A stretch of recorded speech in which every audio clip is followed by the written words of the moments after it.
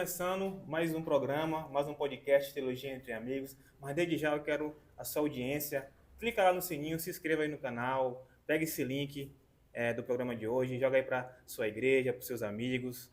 E hoje vai ser um assunto bem legal, né? Sobre bibliologia. E aqui eu estou com meu amigo, professor, meu amigo, né? Henrique Branco. Cara, muito obrigado por sua presença, né? Antes de mais nada, professor, né? Se apresente para a galera aí, né?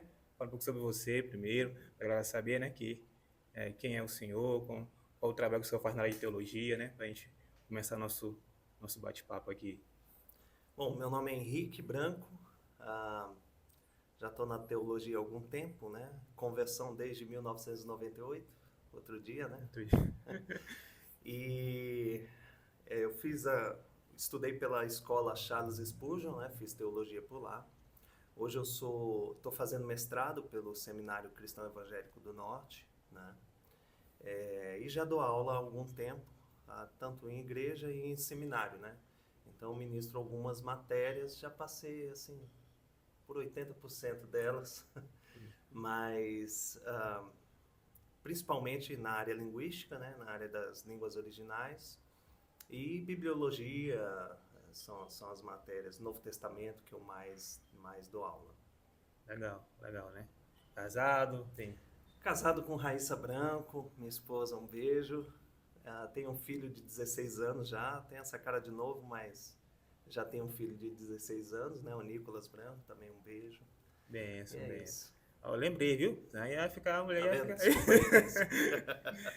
aí. Pra gente começar, professor, né? Pra gente logo começar aqui a definição. O que é bibliologia, né? O senhor pode aí falar para os nossos ouvintes aí que estão nos assistindo, a galera que está nos acompanhando. O que é bibliologia, né? Talvez talvez um termo novo para muitos, né? O que é isso, né? O senhor pode definir para nós aí o que é bibliologia? Pronto. A bibliologia é a área da teologia que estuda a própria Bíblia, sua composição, o porquê afirmamos que ela é a palavra de Deus, o porquê que os livros estão nesta ordem. Falamos um pouco a respeito das línguas originais, das traduções, dos manuscritos que formam as escrituras. Então é uma área da teologia que trabalha sobre a própria palavra de Deus. Bom, bem interessante. E assim, qual a importância de estudar, professor, a bibliologia? Qual a importância de a gente mergulhar, né, nesse assunto, a gente como cristão, e aprender mais de Deus, né? Qual seria a importância, né, da bibliologia hoje? Pronto. É extremamente importante estudar a bibliologia, porque a palavra de Deus, ela tem um papel na igreja. Ela é o juiz supremo das controvérsias. É a partir dela que falamos e compartilhamos quem é Deus. É a partir dela que compartilhamos o que é o homem, né? Nós temos a antropologia que estudamos nas universidades, mas olhamos para a antropologia bíblica, né? É a palavra de Deus que estabelece quem é o homem, o estado atual do homem em relação ao seu Criador, como viver igreja, como viver sociedade, como ser pai, como ser marido. A Bíblia é repleta de ensinamentos em todas as áreas, e aquelas que ela não relata, nós temos princípios estabelecidos nela para a gente viver para a glória de Deus. Então é a Bíblia que nos permite, nos ensina a viver as questões da fé, para entender as questões sobre salvação e para viver para a glória de Deus. Ela que nos diz o que não devemos fazer, como devemos, inclusive, pensar, o que deve habitar em nossos pensamentos. Fala das nossas dificuldades, e isso é importantíssimo em uma sociedade onde o homem é o centro das coisas, onde devemos seguir o nosso coração. A Bíblia diz que não devemos confiar nos nossos corações. Então, É verdade. a importância desse estudo é colocar a Bíblia no lugar devido, né? Ao longo da história, foi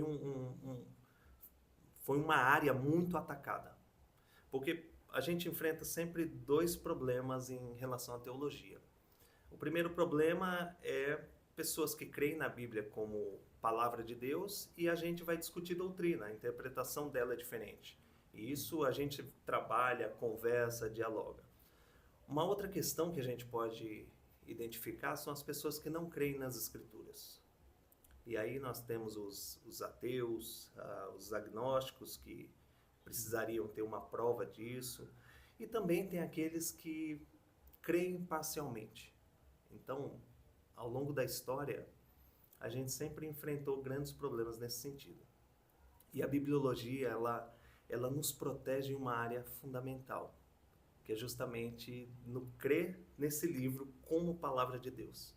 Exato. Ao longo da história, a gente encontra inimigos externos e inimigos internos. Uma coisa é você trancar sua casa, você colocar cadeado, alarme e se proteger dos que estão de fora. Mas quem está dentro da casa, ele gera um estrago muito, muito perigoso. Porque até que você identifique o estrago que ele está fazendo, leva muito tempo. Então ele vai subtraindo, vai destruindo até que você identifique. E chega um momento que é necessário que você ou faça com que ele pare as ações ou tire ele da casa. Ao longo da história, a Bíblia, pós-reforma, se tornou o juiz supremo. A Bíblia se tornou o sola escritura, que é defendido na reforma. Então tudo vinha da palavra. Os países eram ligados ao cristianismo. Então a gente tinha país luterano, reformado, e eles eram conduzidos por isso. E de repente começa, numa época de racionalismo, né, surge no século XVIII, então, vários outros pensamentos. Dentre os pensamentos que atingem o século XVIII é o iluminismo. Sim. Então, não mais as escrituras deveriam ser a última resposta, a resposta final, a resposta decisiva, mas tudo deveria passar pelo racionalismo. Então, o homem, para saber como viver, como ser pai, como ser cidadão, como fazer todas as coisas, ele deveria pensar e, através do que fosse provado por lógica ou por alguma prova científica, ele deveria viver. Com isso, surge a teologia liberal. Sim. Essa teologia liberal, ela não surge de fora, ela surge de dentro da igreja. De pessoas que estavam à frente de rebanhos, e não existiam denominações como nós temos hoje. Sim. Então o país adotava uma forma de crença, adotava os seus documentos. E a teologia liberal, influenciada por uma série de questões, o romantismo, o idealismo e o iluminismo, ela chega no ápice de transformar a palavra de Deus, transformar Deus, na verdade, tirar ele da esfera pública e colocar na esfera privada. Então, os pastores eram mantidos pelo Estado. As universidades, desde o segundo milênio, foram os cristãos que iniciaram, que construíram, elas surgiram nas catedrais. Então, o estudante tinha o trivium, quadrivium e tinha o doutorado. No doutorado, ele tinha o direito, a medicina e a teologia. Sendo que a teologia era a rainha de todas as ciências. E o que acontece com esse racionalismo, esse pensamento tornou algumas coisas impossíveis de se acreditar. Essa formação do racional como balizador, como último filtro das coisas, fez com que olhasse, por exemplo, para Gênesis. Não pode existir um Deus que cria todas as coisas através de sua palavra. Começa a dizer, não pode um homem ser engolido por um peixe. Sim. Ou Jesus existiu, talvez historicamente sim, mas se ele ressuscitou, não tem como ressuscitar. Então, talvez ele tenha ressuscitado de forma ilustrativa no coração das pessoas e até hoje permanece como um homem bom. A Bíblia sai do local de direção do povo e se torna um livro de conselhos, de princípios.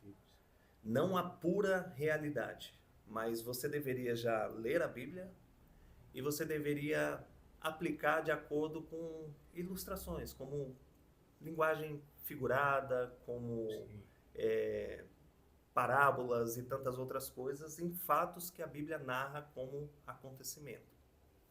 Saída do Egito e tantas outras coisas.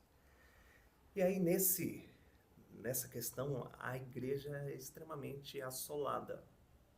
Assolada por liberais que não tem mais a Bíblia como única prática, única regra de fé e prática.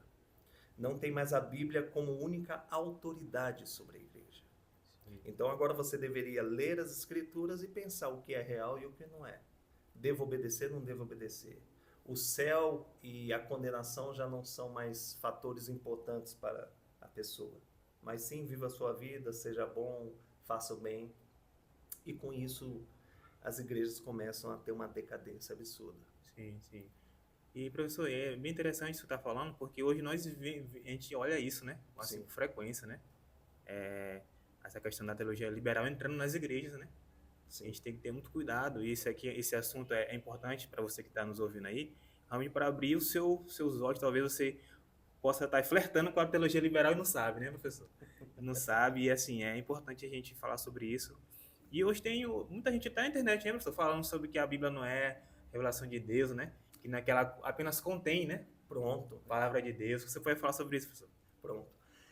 Na teologia liberal, a gente olha para vários expoentes, obviamente, mas tem um expoente, um cidadão chamado Friedrich Schleiermacher, e ele é o grande fundamentalista dessas coisas, e ele começa a transformar ele contribuiu porque começa a separar um pouco de teologia bíblica, teologia prática, sistemática, mas ele começa a separar a teologia prática e o resto ele vai tirando o que é considerado como mito, né?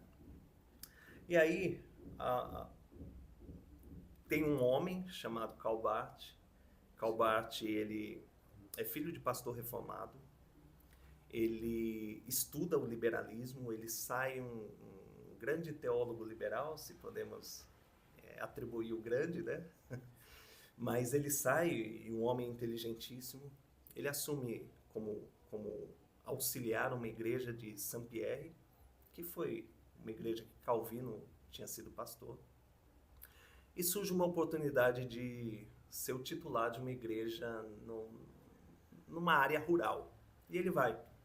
Só que acontece a Primeira Guerra Mundial.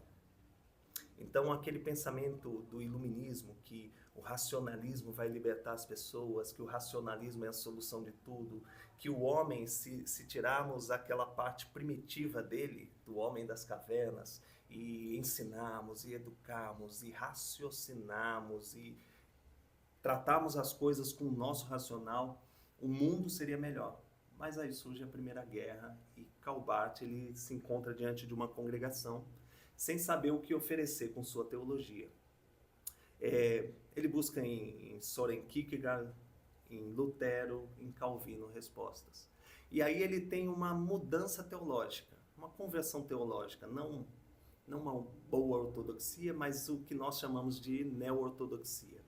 E a neo-ortodoxia, diante dessa guerra, diante desse problema da Primeira Guerra Mundial, ele volta a ver Deus como um ser superior. Tem uma frase que a gente sempre utiliza dele, Deus é o totalmente outro. Então ele vai trabalhando essas questões, ele resgata algumas coisas que o liberalismo teológico destruiu, mas ele não rompe totalmente, ele não rompe 100%. E aí entra essa questão ele continua utilizando um método crítico histórico. Sim. E aí ele começa a atribuir algumas coisas na Bíblia como verdadeiras e outras precisavam ainda ser tratadas por conta do método que ele estudava as Escrituras. E essa frase é consequência dessa neo-ortodoxia, que a Bíblia não é a palavra de Deus, ela contém. E que a gente ouve muito em podcasts, em pastores de renomes, exato, né? Exato. Utilizando isso. E o porquê que muita gente comenta e se assusta. Essa frase, quando a gente ouve a primeira vez, a gente pensa, não, de fato ela tem a palavra de Deus, a gente pensa dessa forma. Mas a construção dessa frase é justamente para dizer, nem tudo é palavra de Deus. E aí entra o perigo, porque a consequência disso é, ok, a Bíblia para a sociedade antiga funcionava, e para hoje? Então você encontra pastores dizendo, não, vamos conversar e vamos começar a incluir pessoas. Já surgem as igrejas inclusivistas, Sim. já surge a questão não é a palavra de Deus, mas contém. E aí já surgem frases como um pastor bem conhecido, ele diz que o apóstolo Paulo em Romanos 6, 7, 8 e 9, aliás 7, 8 e 9, teve um surto psicótico. E aí, quando a gente olha Paulo, o início das cartas de Paulo normalmente é Paulo, os apóstolos Jesus Cristo diatelematos teu. Paulo, apóstolo de Jesus Cristo e apóstolo, além do que ele foi chamado, também tinha um significado de mensageiro, mensageiro de Jesus Cristo, né? Paulo, mensageiro de Cristo, pela vontade de Deus. Então não é por vontade de homens. Quando eu entro com a teologia liberal, aí eu já começo a escolher qual texto eu creio que é palavra de Deus e qual que não é. E aí a gente fica perdido, totalmente perdido. Sim. Professor, não sei se o senhor já viu também aquele termo que ele chama a chave, Jesus é a chave hermenêutica. Sim. O que Jesus disse é palavra de Deus, mas o que Paulo diz, né, o que Pedro diz, a gente não releva. Né? Também tem essa questão aí também que eu ouço muito, né? Não sei se, né, se você já ouviu falar sobre isso, que, mano, Jesus é a chave hermenêutica. A gente vai aqui considerar só o que Jesus falou, né, o que Pedro e Paulo não, a gente deixa pra lá, e falou sobre adultério, não vamos deixar pra lá. A frase parece ser linda, sim, né? Porque sim. Primeira vez que eu escutei essa frase, Jesus é a chave hermenêutica para entender as Escrituras. O que eu pensei? Na minha inocência, nem olhei para quem estava falando e pensei, bom, o que ele está ensinando é que devemos olhar para o Antigo Testamento como sombra e apontando a Cristo. Mas a frase não significa isso. A frase significa, Cristo é Deus, fique com o que ele disse, o resto são conselhos, você aceita ou não. Então por que eu aceitaria, se Paulo não é palavra de Deus, o porquê que eu aceitaria um homem daquele tempo falando no tempo de hoje? E essa é a questão. E aí vão utilizar principalmente a questão da escravidão, por exemplo. Por que Paulo devolve Onésimo? Eu não vou aceitar o que Paulo fala, assim também não vou aceitar sobre divórcio, sobre mulher estar ligada ao marido, não vou aceitar submissão, não vou aceitar sobre homossexualismo. Então, esse é o ponto. Mas isso, apesar de utilizarem o termo atualizar, né, na verdade isso é antigo, só está repetindo né? o que foi gerado pelo liberalismo teológico, melhorado um pouquinho por Calbart, né, e seus discípulos. Na verdade, muitos dos seus discípulos, segundo Calbart, voltaram para o Egito, não quiseram ficar nesse meio a meio, voltaram para o liberalismo, mas gera consequências até hoje. E sabe o que é interessante, Tassiano? Converse com as pessoas de sua igreja, que estão recebendo alimento sólido, temos defendido nos púlpitos, que é a palavra de Deus, mas pessoas que ouvem pastores como esses, com uma boa oratória, com uma boa fala, aparentemente sábios, né? Tem um que até põe um foguinho do lado, você diz, nossa, que lindo, som de água, tem toda uma questão.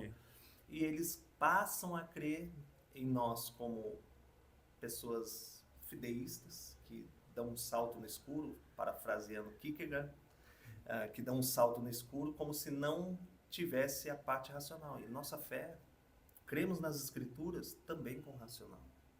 Nós estudamos manuscritologia, faz parte do nosso estudo. Não há uma fé cega, mas nós cremos nesse Deus soberano e transcendente, Deus acima de tudo, um ser superior, um ser totalmente outro, como Calbart defende. Aliás, Calbart, em seu comentário de Romanos, ele pega Schleiermacher e o liberalismo, ele destroça. O poder de fala dele convenceu muitas pessoas, mas depois esses mesmos discípulos voltaram ao liberalismo teológico. Realmente é liberalismo é algo terrível, né? Terrível e tem realmente também é entrado hoje, né, nas igrejas, né? De alguma forma, né? De alguma forma. E hoje aqui também, né, em São Luís também tem igrejas, né, professor? Tem Né? igrejas. Liberais, né? Que E trazem essa galera todinha. exato, E exato. lota. E lota, justamente, né? Professor, já que o assunto é sobre a Bíblia, né? Uhum. Eu quero entrar aqui também numa questão também muito interessante, que eu gosto muito, o senhor também pode até tirar essa dúvida, né? Em relação aí às traduções, né? Da Bíblia. Que a gente sabe que hoje são várias, né? Existe uma tradução fiel, professor, da Bíblia hoje, que a gente tem esse assunto, né? Não, a área é mais fiel, a NV é mais fiel, a NVT, enfim, o que o senhor pode falar sobre isso, sobre as traduções, né? Hoje que também é um assunto que assim, é muito ouvido nas igrejas, né? Muitas pessoas falam hoje em programas, em podcast, né? O senhor pode falar sobre isso, professor? Pronto. Acho que a primeira coisa que eu falaria é o que você tem na sua casa é palavra de Deus e a gente precisa pensar um pouco sobre isso, né? Leia, confie, estude, como Salmo de número 1, né? Diz assim, bem-aventurado o homem que não anda no conselho dos ímpios, não se detém no caminho dos pecadores, nem se assenta na roda dos esclarecedores. Antes, o seu prazer está na lei do Senhor, e na sua lei medita de dia e de noite. Ele é como a árvore plantada junto à corrente de águas, que no devido tempo dá o seu fruto, e cuja folhagem não murcha, e tudo quanto ele faz será bem-sucedido, né?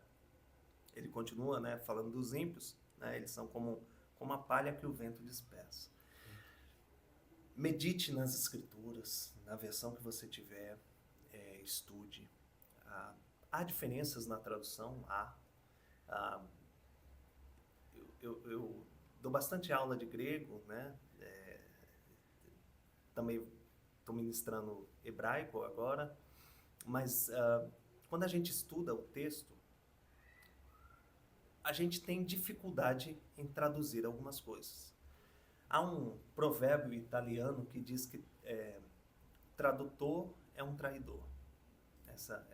Sim, eu ouvi Esse é o ditado. ditado. E de fato, você pega um texto em alemão e vai traduzir para o português, é bem provável que você traia o texto, porque não temos recursos e cultura suficiente, similar à dos alemães, e o leitor não vai conseguir entender como um alemão entenderia. Sim. Mais ou menos isso.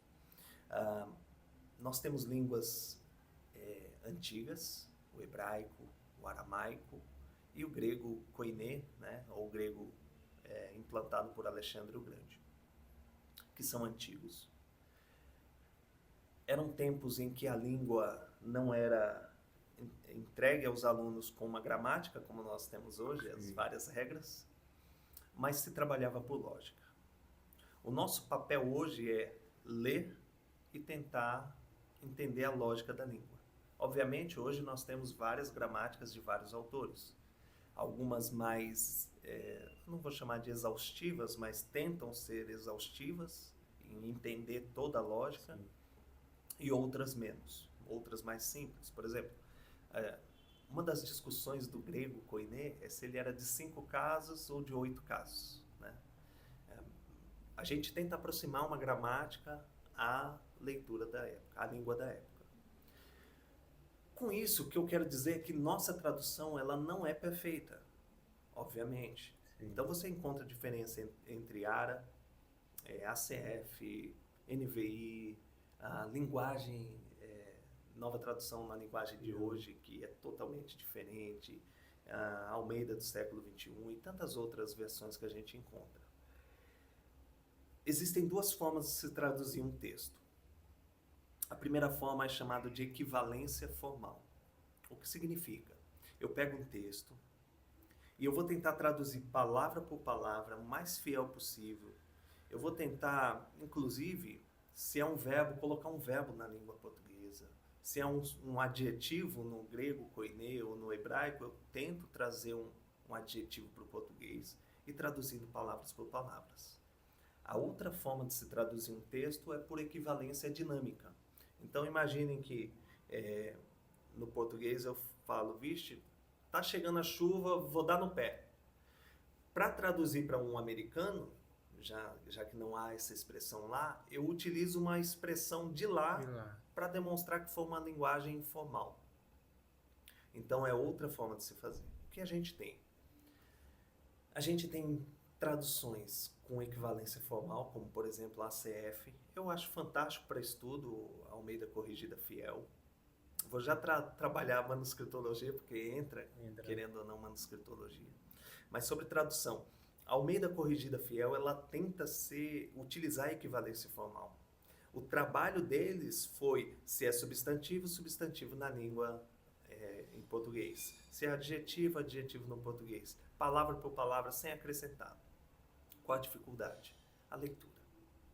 Não é uma linguagem tão fácil de se entender. Você pega uma Almeida Corrigida Fiel, lógico, além das palavras serem um pouco do português mais antigo, né? Nem toda frase parece fazer sentido. A gente precisa ler, reler, ler, reler. Pronto.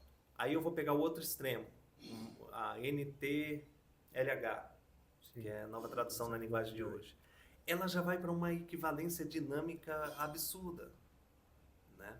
Então, um texto que tem uma frase, eles usam várias palavras para tentar explicar aquela frase. O problema é que nessa intenção de explicar muito bem, de mastigar, e por exemplo, quando a gente dá aula, a gente está mastigando um assunto. O que eu faço, e todo professor faz, é trazer interpretação. Se você ensina uma criança, você ensina de várias maneiras. Ó, não pode tocar aqui porque dá choque, o choque faz mal, dá dor. A gente não fala, não pegue porque dá choque. O problema é que nessas traduções de equivalência dinâmica muito acentuada, é que já há uma interpretação. Então, eles não só te entregam as escrituras traduzidas, mas eles te entregam já com a exegese e a interpretação deles. É como se pegasse um texto e explicasse o motivo. Então, essa é a grande dificuldade. Um outro ponto que afeta as traduções também é a escolha do manuscrito.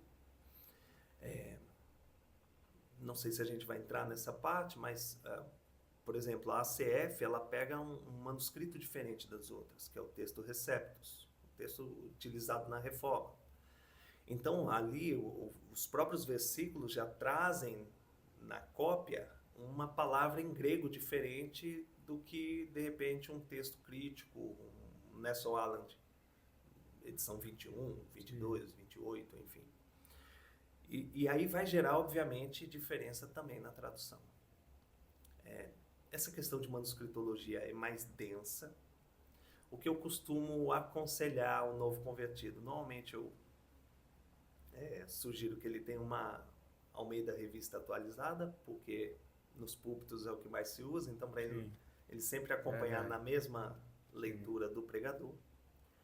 Se bem que tem mudado para NVI, né? Sim, mas sim. enfim. E aconselho que ele tenha uma NVI, por exemplo, uma que tenha um pouco mais de linguagem de equivalência dinâmica, porque se torna um pouco mais fácil.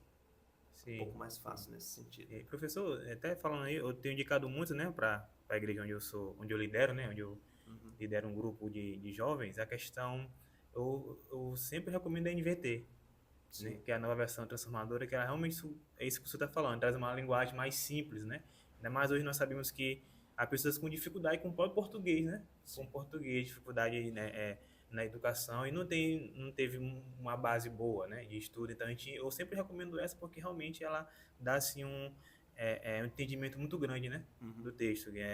Aí no caso é equivalência dinâmica, né, que o senhor falou, sim. né? Então eu sempre recomendo essa, né, NVT. A NVI também muito boa, questão de para entender o texto mais claro, né?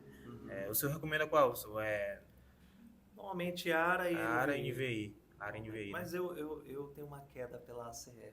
Eu gosto do texto Receptus, né? Sim. E gosto também. Mas o ideal é fazer comparações. Hoje, com a tecnologia, eu não preciso ter 5 Bíblias em casa. Eu preciso ter um aplicativo, como, por exemplo, My Bible, que é gratuito, que traz todas. Bible Hub, que é um site que traz todas as versões. Você clica em um versículo, ele já traz todas as versões, né? Sim. Interessante. Para a gente também já chegando aqui para a gente encerrar, o que é a Bíblia, professor? Você pode falar para nós aí o que é a Bíblia, né? Já que está falando, né, de tudo de manuscritologia, está falando, né, de assuntos aí que a galera está meio confusa, mas vamos diminuir um pouco e vamos falar o que é a Bíblia, né, professor? Sim. Né, a gente pode falar aí o que é a importância da Bíblia, né, o que é a Bíblia, o que ela que a gente pode melhorar, né, para a gente entender melhor a Bíblia, o que a gente deve fazer, né? Pode ficar à vontade para responder. Pronto. O que é justamente a implicação do estudo da bibliologia é chegar ao final entendendo que a Bíblia é toda a palavra de Deus. Exato. Que ela é toda inspirada. Que o nosso papel é perceber que é uma linguagem humana, são línguas antigas, mais humanas, o hebraico, o aramaico, o grego, entender que são linguagens humanas, então o nosso papel é estudar o texto. Se não tivermos condições, construção nesse sentido de interpretação, buscar nos mestres. Deus levanta pessoas que vão ter essa vocação de ensino, de cuidado nesse sentido. A Bíblia trata sobre pessoas que não só regem a igreja, mas também tem as pessoas que se afastam um pouco para se afadigar na palavra. Por isso é instituído os diáconos, para que eles tivessem tempo para a palavra. Então, buscar nessas pessoas a interpretação. O que é a Bíblia? A Bíblia é a palavra de Deus. Ela é inerrante. Ela não tem erro. O que as pessoas dizem que são contradições, não são contradições, são aparentes contradições. O nosso papel é tratar cada uma delas. Nós não somos fideístas, nós não demos um salto no escuro, como Kierkegaard vai ter essa frase tão famosa. Nós interpretamos, nós analisamos, nós percebemos a linguagem, percebemos o estudo. Então ela é inerrante, ela é autoridade. E precisamos ter isso em nossas mentes. Nós vamos viver a igreja de acordo com a palavra, não de acordo com o que eu ou você queremos. As decisões, as controvérsias serão todas pela palavra. Ela que vai ditar como ser igreja, como viver para a glória de Deus. Significa dizer que se você me trouxer que não utilize Bíblia, da capa que não seja preta, eu posso rejeitar, porque ela é a autoridade. Ela que traz ensinamento sobre todas as coisas. Ela é inspirada por Deus, e 2 Timóteo 3,16 vai falar sobre isso. E esse inspirado, essa palavra, ela significa que Deus soprou a sua palavra. E quando eu digo que Deus soprou a sua palavra, eu não estou dizendo que ele possuiu os escritores, ou que foi psicografada, ou que Deus sentou ao lado e ditou cada palavra. Mas eu gosto de uma ilustração que João Calvino traz, que a inspiração é a luz do sol passando pelos vitrais das catedrais, aqueles vitrais coloridos, e que chega na parede da catedral, verde, amarelada, avermelhada. A personalidade do homem é mantida, então vem a luz do sol e pega um pouco do vermelho, pega um pouco do verde, de tal forma que os escritores, Isaías, Paulo, Pedro, todos eles mantiveram o seu vocabulário. Tanto é que você olha as cartas de Paulo e você diz, é a mesma pessoa. É um dos pontos para descobrir a autoria, né? E usa a personalidade da pessoa, a vivência da pessoa, as coisas que ela viu, mas de tal forma que Paulo não escreve uma palavra que não seja direcionada por Deus. Ele não acrescenta e nem retira uma palavra sequer. É por isso que faz parte da nossa fé cristã crer que a Bíblia é toda, de capa a capa, palavra do Senhor. Sim. E ela é o juiz supremo sobre a igreja. Tudo deve ser decidido sobre as Escrituras, através das Escrituras, através da interpretação. A palavra de Deus é a própria revelação de Deus, né? É a revelação de Deus, é o Apocalipse, é tirar da sombra, trazer o desejo, a vontade do Senhor para o homem, a vontade do que Ele quis revelar para o homem, Sim. Tirar das sombras e trazer a luz. Então olhamos para a palavra de Deus, é Deus falando conosco. Isso é Exato. interessante demais. Exato. Você quer ouvir a Deus, você não precisa de outra pessoa, Exato. você precisa das Escrituras. Ou alguém que seja fiel às Escrituras. Você vai ouvir Deus falando no culto quando alguém lê as Escrituras. Os puritanos antigamente, eles iam ler a palavra de Deus e nós continuamos a fazendo isso. Antes de começar a pregar, ler o texto, né? E quando eles terminavam de ler o texto, eles costumavam dizer, somente até aqui é a palavra de Deus. Porque ele ia para a interpretação do texto, obviamente. Exato. Então é isso, é a palavra de Deus. Professor, já tocando nesse assunto aí, a gente sabe que hoje no Brasil a gente vive assim uma cultura meio mística, né? As pessoas são meio místicas em questão da palavra. Tem as pessoas gostam de dizer que quando elas leram a palavra de Deus, né? Deus revelou algo novo, né? Para ela, né? Talvez você já ouviu isso, né? Alguém, não, Deus me revelou algo novo, né? Mas também tem a questão da iluminação, né? Talvez isso não é trocado de alguma forma, as pessoas leem a Bíblia, Deus ilumina e elas falam que, Deus me revelou, né? Devido até mesmo o que o senhor falou antes, da neo-ortodoxia, né? A galera pensa muito nisso, traz para o misticismo, né? Traz assim, para coisas que realmente a palavra de Deus não trata. O que você pode falar sobre isso também na questão da revelação e a questão mesmo da iluminação, que muita gente, né, tem esse problema, professor? Pronto. Essa palavra ela é muito trocada, mas na teologia ela é muito bem definida. Revelação é palavra de Deus. Exato. Deus falou ao meu coração. Ok, qual texto você leu? Nesse sentido. Mas temos também a iluminação. O que é a iluminação? É Deus ministrando ao meu coração, falando ao meu coração através da sua palavra. Essa iluminação é o que a gente ora ao Senhor. Senhor, vou ler sua palavra, ilumina a minha mente, ilumina o meu coração, para que eu possa ler a sua palavra e entender. E a palavra de Deus, apesar de ser uma linguagem humana, ela tem um convencimento que é do Espírito Santo. Exato. Então, o nosso desejo deve ser, ao ler as Escrituras, Senhor, me ajuda a entender, ilumina minha mente, para que eu entenda e me ajude a obedecê-la. Tem coisas que são fáceis de obedecer, não furtar. Se eu nunca atuei nessa área, talvez seja fácil para mim. Mas pense em questões como não ter raiva do próximo, não odiar o próximo, enfrentar esse trânsito todo e não sentir vontade de esganar alguém. Sim. São coisas difíceis que a gente vai lutar a vida toda.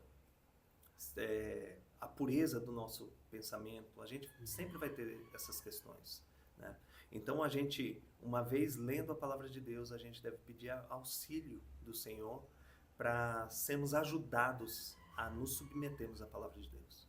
E na iluminação, às vezes a gente está lendo um texto e o texto grita conosco. Exato, verdade. Ele aponta o nosso pecado. Verdade. Às vezes numa leitura bíblica, você vai buscando fortalecimento, mas a própria palavra te moe, te mostra onde você tem falhado, as coisas que você tem que melhorar. E aquele momento devocional que você buscava talvez fortalecimento, e de fato o Senhor também nos fortalece, mas às vezes é um momento de contrição, de arrependimento. A leitura da palavra de Deus é um meio de graça. O Senhor age quando estamos lendo a palavra de Deus. Não são palavras de conselhos, onde amaciou meu ego, né? Como o pessoal tem debatido.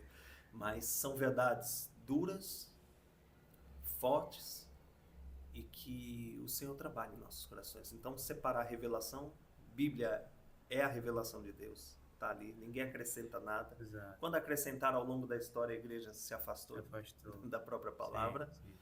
Mas iluminação é essa ajuda que o Espírito Santo nos dá nesse entendimento da leitura. Massa. Tá chegando ao fim, né, desse programa. Acho que talvez, professor, o próximo assunto aí, para o senhor tratar, né, manuscritologia, né, muito bom. Discutir né? Discutir sobre os textos, né. Muito bom. Mas desde já eu agradeço. Prazer foi meu. Espero ter contribuído de alguma Sim, forma. com certeza, né? Vamos marcar aí, né, Max? Próximo aí, vamos marcar para ele vir e falar sobre outros assuntos, né? Estamos, como o Rafael também está disponível para vir, né? Falar sobre outros assuntos. Mas é isso aí, né? Espero que você pôde ser abençoado aí por esse programa. Agradeço você, sua audiência. Não se esqueça, se inscreva aí no canal, compartilhe esse link aí. Se você ficou aqui até o final, gostou, abençoou sua vida, então compartilhe esse link, joga aí nos grupos do WhatsApp para que outras pessoas possam ser também abençoadas aí e entender o que nós falamos aqui, que é de suma importância para a igreja, para você, para abençoar a sua vida. Valeu? Então, agradeço, tamo junto, até a próxima.